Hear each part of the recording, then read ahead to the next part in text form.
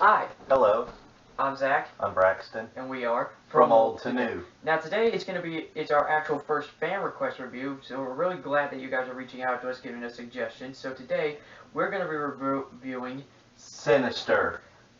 This movie is from 2012, and stars Ethan Hawke. yeah, neither of us have ever seen this before, so this is our first time viewing it. I have to say, I thought it was really good. it definitely builds suspense up very well throughout the movie until you get to the final climax of the film. I thought they did a really good job while also adding jump scares. I mean, this is 2012, so this is Insidious era kind of stuff. Yeah. And Paranormal Conjuring and paranormal. So this movie is very much kind of in that same little genre, and it was good. It was actually a really good movie. It's very surprising. Yeah. So you want to start us off? Okay, so the movie basically starts off. We get starts on a very ominous note with a video of a family getting hung from a tree. Yeah. There's lots of the movie is about this author who's he's a failing author, and he's having to move into another new house with his family, and all of his books are kind of failing, and he's trying to find that one good book, that one that'll like kickstart his career and make him rich and all this, that, and other. And so he starts investigating throughout the house to try to find something, and he goes up in the attic and finds these old tape reels. Yeah, and it's like, I feel like with these missing tape reels, he sees like not only the murder that took place here, but he also finds various other murders that have happened over since the 60s. And he notices that they all have a similar MO. One is like, each family, it's always including a family that dies. One of the kids is, the family is all killed by like the same person, or like a unseen individual who then kidnaps another child. Yes, and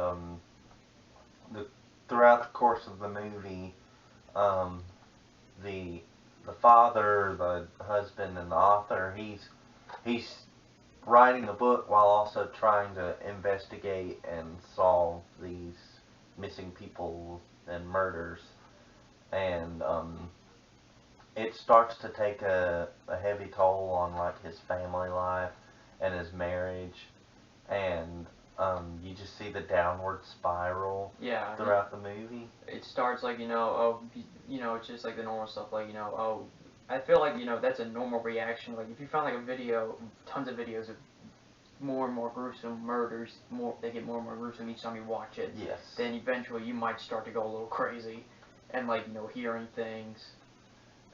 Yes, and it's like he said, throughout each reel that he watches is more gruesome and more disturbing than the previous one. Yeah, and I actually have some notes on like some of these things. Every time like they show him whenever we're shown to these videos, at first we always saw him like meticulously setting up the camera. Like we saw like how he set it up, how he started it, almost like a way like they're putting us in his mindset. Like, okay, like he's very like he's into this. Like he's taking his time, getting this ready, setting this up. But then as we go through and out the movie, it's more like, okay, the camera's just setting up by itself. Like the camera itself is possessed. Yeah.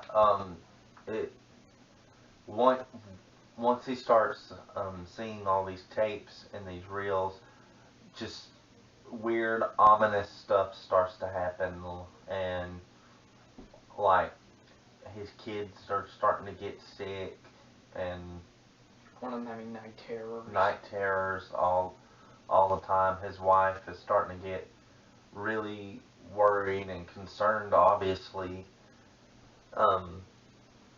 Eventually, he meets up with a police officer who happens to be a fan of his work, who then aids him, kind of like to help him understand the cases. Who then like informs him, like who the different families were that were killed, where each of the murders take place, and when.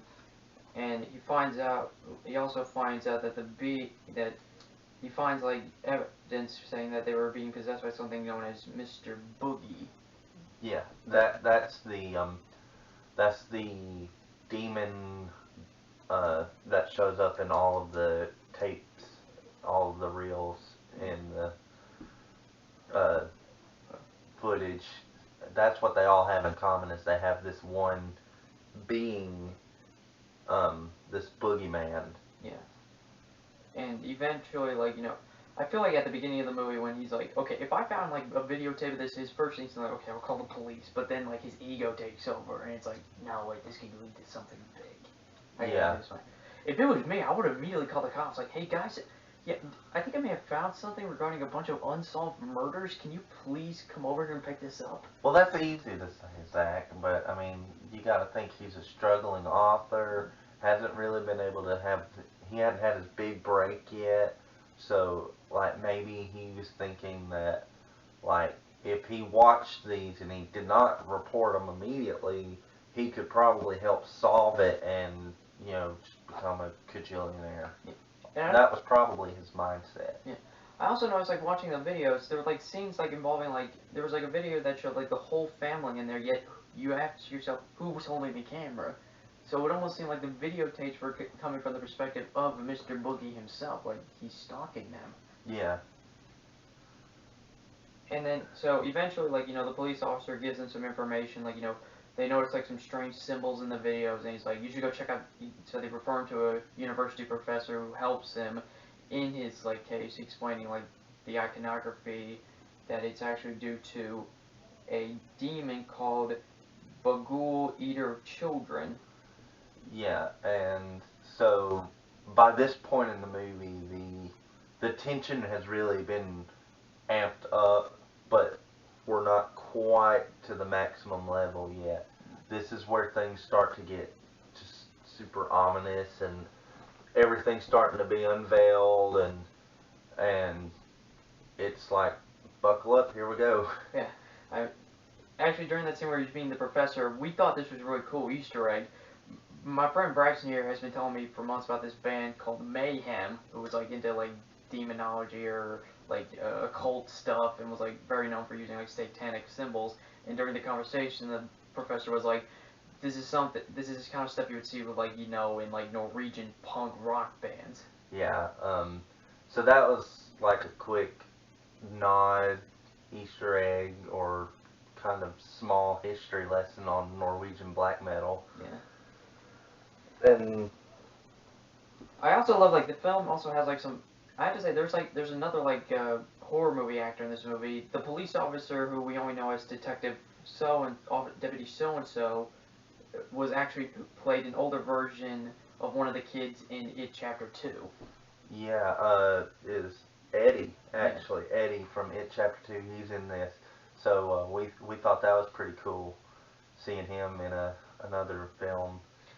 One thing I loved about this movie was that it kind of took a look at like it looked at like a supernatural demon or ghost, yet they explored it from the perspective of a serial killer.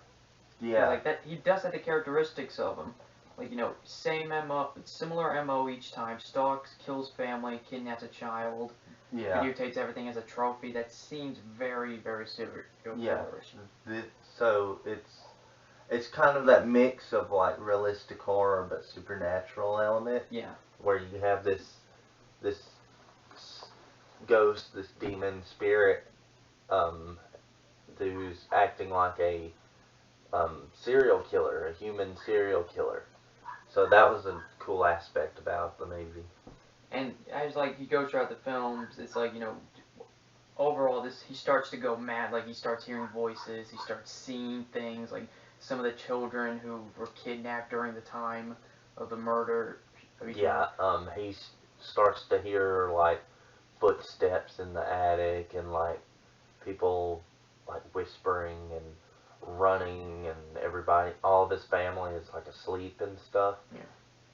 And as you go through more now the films, the more like it seems like the more he delves into this, the slowly become like at first he was like, okay, start the movie, but then it's like now he's like, oh gosh, do I even want to watch this? you slowly start to see how he's going more and more into the territory of like, I do want to write this and I don't want to write this at the same time. Yeah. And there's actually an argument scene with him and his wife where she's she's yelling at him about how he doesn't he needs to stop doing all this. He needs to stop watching these clips. He needs to stop writing this book because it's tearing their family apart. But then he says these people's stories need to be told and stuff like that because It's like he's trying to rationalize his own descent into madness. yeah, he's trying to just use every defense he possibly can by saying like nobody ever knew what happened to these people, and I've just found what happened to them. So these people's stories need to be told. Justice needs to be done. That's basically what he's saying. And eventually, like, he reaches a point like, you know what, I'm done with this. So he takes the videotapes, burns them, and just tells, okay, guys, just pack your stuff. We're going back home. Which is what everybody says everybody in horror movies should do. Like, anytime there's a haunted house type of movie, everybody always says, just pack your stuff and leave, burn everything, do this, that, and the other. And they do this in this movie, and I thought that was so cool. Yeah. And then, like, they move back to their old house, and they're like, no, everything's starting to calm down. But then, like, he gets, like, word from the professor, and he's like, turns out, any images of the demon itself actually ends up becoming real, and can kidnap and influence people through them. So immediately when he hears that, he's like, okay, delete everything off my computer, burn just get rid of everything, and eventually, like, he gets a call from Detective So-So, who, by the way, is I thought was a very rational and helpful person. Like, he was like a voice of reason. Yeah. He's like... There's always that one person in the movies that's like, he's like the audience, in a sense. He's saying, like, hey, don't do this, or do this. You should do this over this. And he's that character in this movie. Yeah. And eventually... He finally gets through to him. He's like, what they found the connector between the murders is that each victim lived in the house or moved from the house that the original murder took place before them. So it starts to become kind of like a chain reaction kind of thing, and he's like, oh god. So it's like the minute one person moved, like the house where the first murder took place, once they moved out of that house into that house, they died. And once a family moved into that house and moved to another house, they died. So by moving from out of the house where the last murder took place back to their old house, they basically completed the cycle. Yeah. And then he eventually, like, he goes into the attic to, like, try to find anything else, and he finds the box of tapes that he burned, like, brought back. Yeah. And inside he finds a extended cut. And this is a great twist, by the way. I did not see this twist coming. Yeah, plot twist. Wow. So extended cut. He's the extended cut. He and his family. And by this point, everything is just like boom, boom, boom. It's just like, okay, you're next. Here we go. Buckle up. And then it's like the twist is like when he watches the extended cut, he realizes that the demon itself wasn't the one committing the murders. It was the kids who went missing, who were influenced by him, who actually committed the murders. Yeah. And I love, like, in some of these scenes, like they make good use of the handheld point of view position. Yeah. So like you feel like at first you're kind of like you're in the position of like the killer itself. Like you feel like you're like the spirits walking around, following them with the camera. It's always nice when they do those point of view scenes in movies, where it makes for pretty decent jump scares time to time. And immediately he's like, oh god, and then like he realizes that he's been drugged, and now I thought like it was gonna be like his son who was possessed due to like his night terrors and him running around, but it ended up being his daughter. Who, like, it's totally out of left field, which like a few scenes earlier, she has this thing where she like draws on the walls a lot. Yeah. And like they like see her in this corner in her bedroom, and they're like, "What are you doing?" And she's like drawing this like freaky looking image on the wall, and so it kind of just unveils a lot of things about it. Yeah. And eventually, like, once he ends up, like, getting drugged, waking up to see, like, she's about, and she ends up killing him and the rest of her family, and ends up drawing on the walls again. Yeah. And is eventually taken, like the other children, by Mr. Boogie. Yeah. To his dimension. And that's it. Until, like, you think that's the end, but then then boom, one last jump scare for the audience. Yeah, it had to end with one final jump scare. But yeah, that's about it. Yeah. Overall, I give it a 9 out of 10. Yeah, I give it about 8.5, 9. It's, to me, I told Zach, it seemed very much like a 2010 movie. It was definitely a product of its time, even though this was like 10 years ago. And I have to say, I've seen several references to this in like horror parody movies, like the Scary Movies and the Haunted House movies, like those comedy parody movies. I never knew where they came from, so it was kind of nice to get some understanding where those came from. Yeah, and but yeah, I definitely got Insidious, Conjuring vibes off of this, and a little bit of Paranormal Activity. Yeah. But that's our review. Well, we hope you enjoyed it, and if you have any other suggestions for great films, you let us know. Please let us know in the comments below. All right. Bye.